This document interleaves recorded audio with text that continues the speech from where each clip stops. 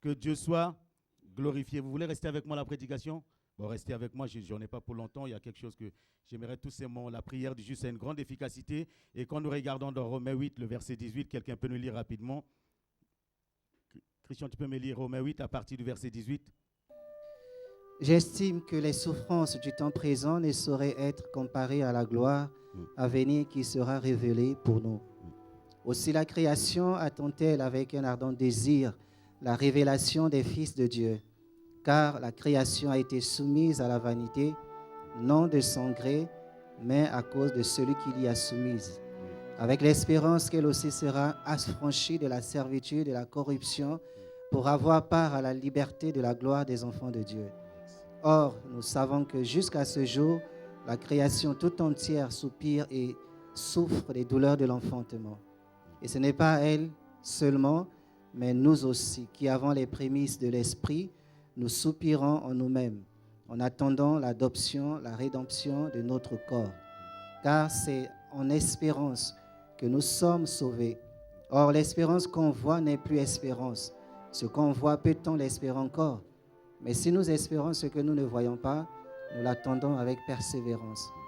De même aussi, l'Esprit nous aide dans notre faiblesse, car nous ne savons pas ce qu'il convient de demander dans nos prières. Mais l'Esprit lui-même intercède par des soupirs inexprimables. Et celui qui sonde les cœurs connaît la pensée de l'Esprit, parce que c'est selon Dieu qu'il intercède en faveur des saints. Amen. Amen. Que Dieu soit béni. Vous savez, bien-aimés, c'est vraiment important. J'aimerais vous sensibiliser, parler dans le cœur de quelqu'un, amener chaque personne à sortir vraiment de sa cachette pour se retrouver face à Dieu. Parce que c'est vraiment important que nous réalisons que le monde entier attend la révélation des fils de Dieu. Les gens attendent des solutions. Les gens attendent, et toi aussi tu attends des solutions. Il y a beaucoup de choses que les gens ne savent pas. Beaucoup de gens ne savent pas ce qu'on attend d'eux. Et quand tu ne sais pas ce qu'on attend de toi, tu ne peux rien faire. Beaucoup de gens ne savent pas ce qu'on attend d'eux. Ou comment faire les choses. Et pourquoi ils doivent faire certaines choses. Quand vous demandez à quelqu'un de prier, dit pourquoi je dois prier, c'est tout à fait normal. Quand tu ne sais pas pourquoi il faut prier, tu ne prieras pas. Quand tu ne sais pas pourquoi faire quelque chose, tu ne vas pas le faire. Et beaucoup de gens ne savent pas ce qu'on attend d'eux. Ils sont sur cette terre, l'homme ne sait pas ce que la femme attend de lui. La femme ne sait pas ce que le mari attend de lui. Les enfants ne savent pas ce que les parents attendent d'eux.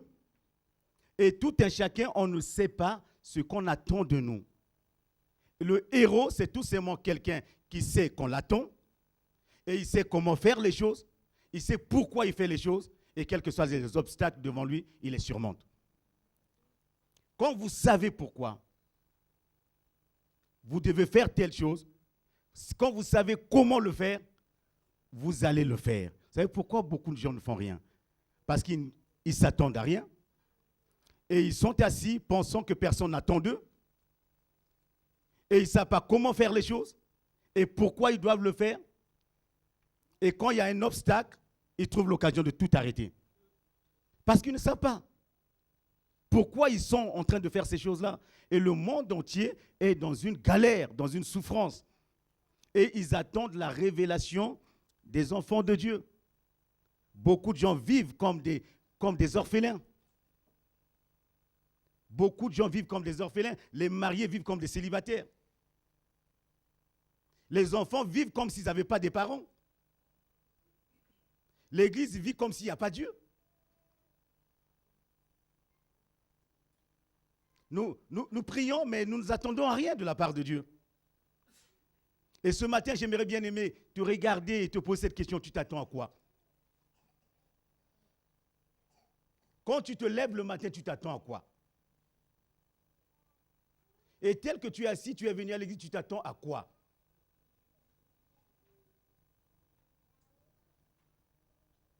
Si je vais à la gare, je vais me mettre sur le quai, vous savez bien aimé, je vois beaucoup de gens qui attendent. Il y a des gens qui attendent le train, mais il y a des gens qui sont là pour regarder.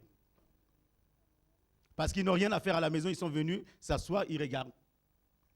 Ils n'attendent rien. Si je vais à Roissy, vous allez voir, il y a des gens qui attendent de prendre leur avion, mais il y a des gens qui se baladent. Parce qu'ils veulent seulement voir l'aéroport. Mais celui qui attend quelque chose, il recevra ce qu'il attend. Mais celui qui n'attend rien ne fait que se balader, se promener sur cette terre. Et beaucoup de gens pensent que Dieu les a mis sur cette terre, ils attendent la mort. Ils attendent de vieillir tranquillement et de mourir demain et de partir dans l'anonymat total. Alors que Dieu nous a confié une mission. Le monde entier attend. Nous avons laissé ce monde entre les mains des gens qui n'ont pas de solution. Nous avons laissé même nos maisons, nous l'avons laissé entre les mains des gens qui n'ont pas de solution, que des solutions qui ne sont pas de Dieu. Et c'est eux qui nous éduquent. Et c'est eux qui nous conduisent. C'est eux qui nous dirigent. Et on attend toujours. Les gens attendaient le changement. Le changement n'est pas venu aujourd'hui. À peine que vous avez mis quelqu'un, vous attendiez encore quelqu'un d'autre. Parce que vous avez les meilleurs dirigeants. Souvent, on vient de se marier, on se rend compte que ce n'était pas celui-là qu'on attendait. On vient d'avoir un enfant, on se dit, mais ce n'est pas celui-là que j'attendais. On vient d'avoir un travail, il dit, mais ce n'est pas le travail là que j'attendais. On vient à l'église, on dit, ce n'est pas le pasteur que j'attends. On attend toujours quelqu'un de surnaturel, mais cette personne ne viendra jamais parce qu'il y a de cela 2000 ans, Jésus est venu. Est-ce que vous êtes avec moi ce matin? Imaginez-vous, bien-aimés, cette scène bizarre. Jésus est en train de mourir à la croix de Golgotha. Il est cloué. Que fait le souverain sacrificateur? Il prend un agneau, il va pour faire son sacrifice. Et il est en train de prier, de faire des sacrifices, alors que le vrai sacrifice de Dieu est sur la croix. Les gens, ça n'a pas changé. Ça fait 2000 ans. Nous vivons comme si Jésus n'est pas encore arrivé. Nous vivons comme si le Saint-Esprit n'est pas là. Nous vivons dans une société où il n'y a pas de solution. Quand vous demandez aux gens, ils disent, il n'y a pas de solution. Mais la solution, c'est Jésus. La solution est dans la parole de Dieu. La solution est à genoux. Peut-être la solution est les mains levées en prière. Ta solution est en toi. Ta solution n'est pas quelqu'un qui va venir. Si tu ne le trouves pas en toi, tu ne le trouveras nulle part. Parce que Jésus qui est dans la vie de ton frère est aussi dans ta vie. Jésus ne fait pas de parti pris. Jésus ne choisit pas des gens où il va rentrer dans leur vie. Mais la Bible dit, il est venu même chez le pauvre, même chez le misérable. Et beaucoup d'entre nous, nous étions comment quand Jésus est rentré dans nos vies? Quelqu'un m'écoute ici? Nous étions comment quand Jésus est venu en nous? Nous étions pécheurs, rebelles, insensés, adultères, fornicateurs. Mais Jésus est entré en nous. Il a changé nos vies. Il a transformé nos vies pour certains. Et nous attendons, nous sommes en train d'attendre le Messie. Et beaucoup de gens attendent le Messie qui va venir pour les aider. Mais Jésus est là. Jésus est là. Je te dis que Jésus est là. Ne cherche pas la solution chez moi, tu as la solution en toi. Ne cherche pas la solution chez moi, tu seras déçu. Mais la solution est en toi. La solution est dans ta bouche. La solution est dans ton cœur. La solution est dans ton programme à toi.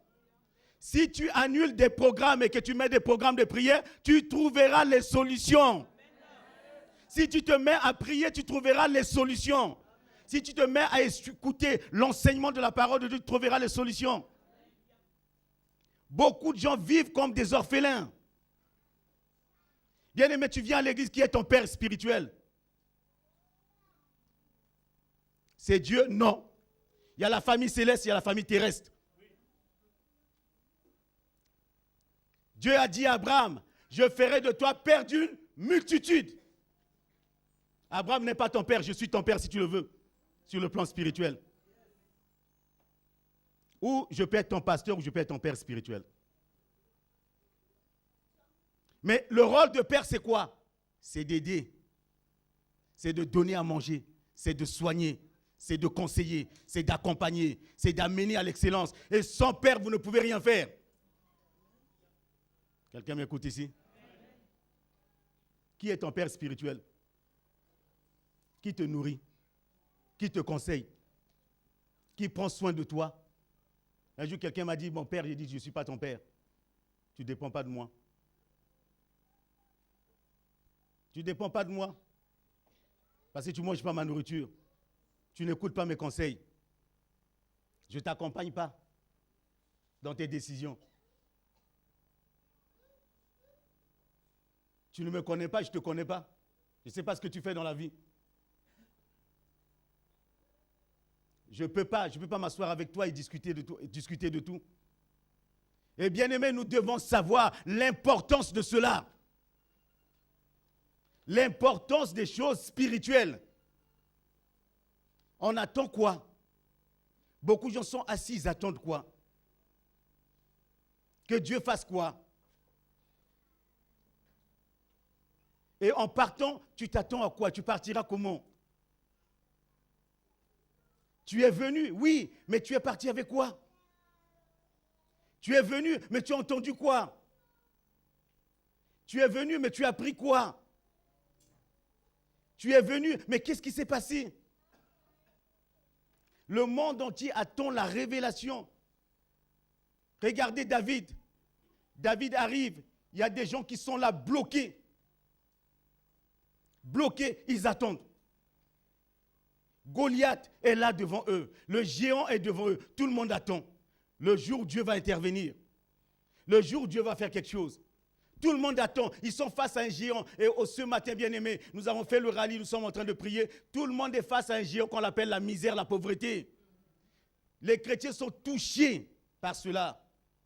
Les gens sont bloqués. Ils ont des projets, ils n'ont pas d'argent. Ils ont des dettes à ne pas terminer. Ils vivent dans des conditions terribles. Ils vivent dans des conditions bizarres. Et j'ai dit, Seigneur, avant de quitter sur cette terre, mon combat sera contre la pauvreté. Parce que je viens d'une famille pauvre. Je sais que le pauvre ne réussit pas. Le pauvre ne peut pas faire certaines choses. Le pauvre ne peut pas terminer ses études. La pauvreté te limite. S'il y a quelque chose que je hais par-dessus tout, après le diable, c'est la pauvreté. La pauvreté raccourcit la durée de ta vie. On a perdu une cousine à cause de 50 000 francs CFA. Parce qu'avant la césarienne, il fallait payer le médecin. Et les gens, il fallait faire une cotisation dans le quartier. Vous imaginez? Personne n'avait rien. Il y a des gens qui vivent ici parce qu'ils ont les moyens. Schumacher a survécu parce qu'il a les moyens. Le jeune pilote qui est aujourd'hui au Japon, il est en train de survivre parce qu'il a les moyens. En fait, déplacer les meilleurs pour sauver. Il y a des gens qui ne devaient pas mourir, qui meurent parce qu'ils sont pauvres. Quelqu'un m'écoute ici? Lazare est mort parce qu'il est idiot. Parce qu'il était pauvre, il connaissait Dieu. Le riche ne connaissait pas Dieu, mais le riche est mort après lui. Je prie pour que Dieu vous donne les moyens. Je prie pour que Dieu change notre mentalité. Je prie pour que Dieu change notre vision. Trop de médiocrité. Je n'aime pas voir les gens médiocres parce que j'ai peur de devenir médiocre moi-même. Il y a des gens qui vous troublent à leur lobe avec leurs problèmes. Il y a des gens qui vous déstabilisent. C'est pour ça, les riches ont compris, il faut se mettre à part. Parce que ceux-là, ils peuvent raccourcir la durée de votre vie. Ils mangent, ils ne sont pas rassasiés. Ils ont toujours des choses à dire. Même 100 héros les bloquent, ne peuvent pas les empêcher de faire quelque chose. Et nous devons prier, bien-aimé, notre Dieu est riche, notre Dieu est fort, notre Dieu est puissant. Celui que nous adorons en ce lieu peut faire au-delà de ce que nous pensons, au-delà de ce que nous imaginons. Le message, ce n'est pas de devenir riche, mais le message, c'est de vivre heureux. Heureux les pauvres en esprit, c'est ce qu'a dit Jésus. Il a commencé non pas à devenir riche, il a dit soyez heureux. Ne peut être heureux que celui qui a les moyens d'être heureux. Si vous n'avez pas les moyens d'être heureux, vous ne serez jamais heureux. Et la situation est bloquée en Israël. Les gens sont assis face à ce géant Goliath. David a eu son géant Goliath. Moi, j'ai eu mon géant, c'est la pauvreté, la misère. Et je finirai par le mettre sous mes pieds. Et je veux t'aider. Je veux que nous puissions nous aider pour le mettre sous nos pieds. Non pas notre intention de devenir riche, mais notre intention d'être heureux. Alléluia. D'être heureux. Ce que Dieu peut faire, il le fera. Ce que Dieu ne peut pas faire, il nous donnera les moyens de le faire.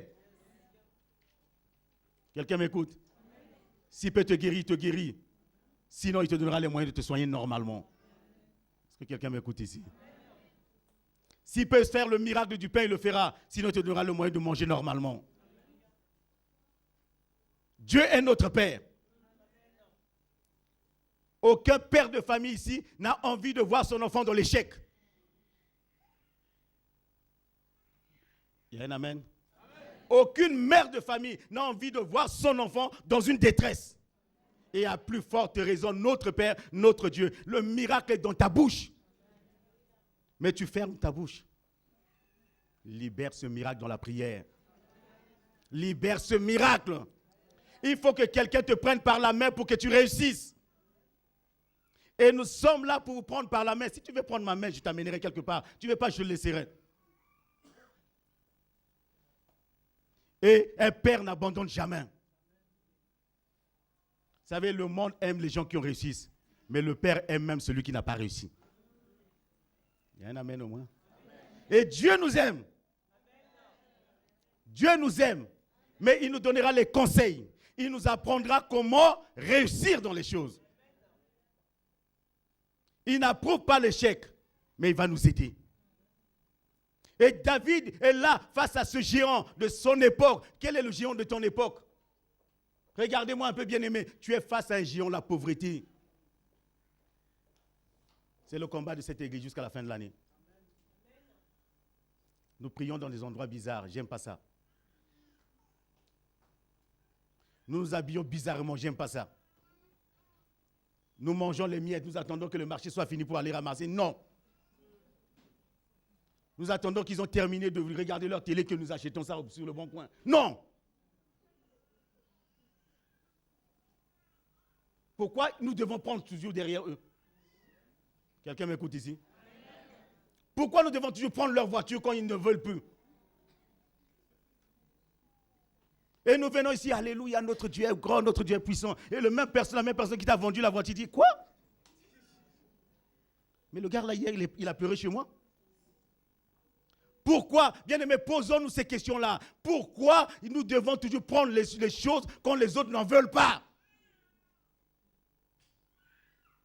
J'aimerais qu'il y ait une révolution dans notre esprit, dans nos pensées, que nos jeunes enfants, qu'il y ait une révolution.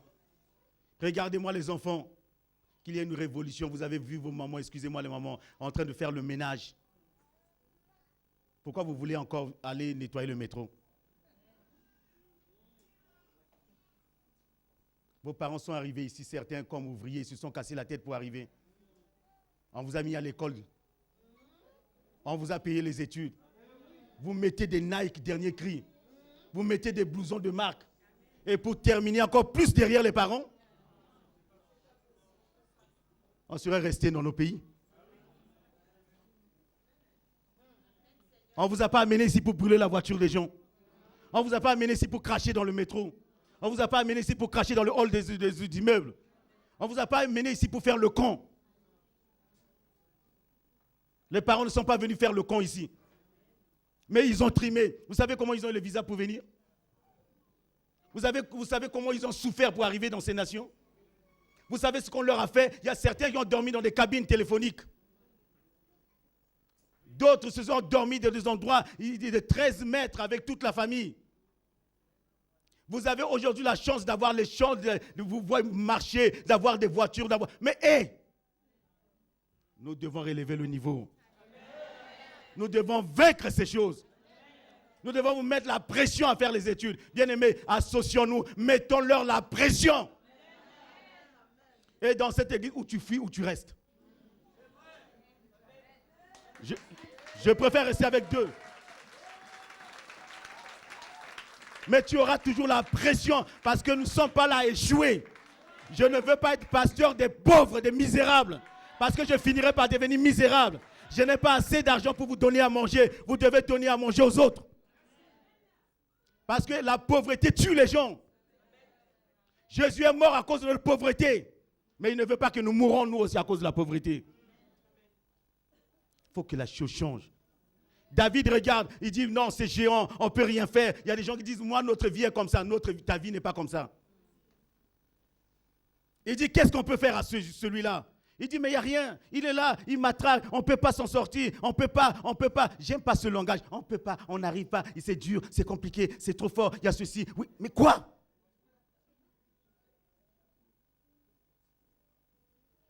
Tout est dur pour le pauvre. Et tout devient dur pour le chrétien. Ah, les fins du mois sont difficiles. Ah, les choses sont vraiment compliquées. Quand tu commences à parler comme ça, je m'esclipse. J'ai dit, je n'apprendrai rien là-dedans. Peut-être mes 50 €, je voulais manger, je risque de lui donner ça.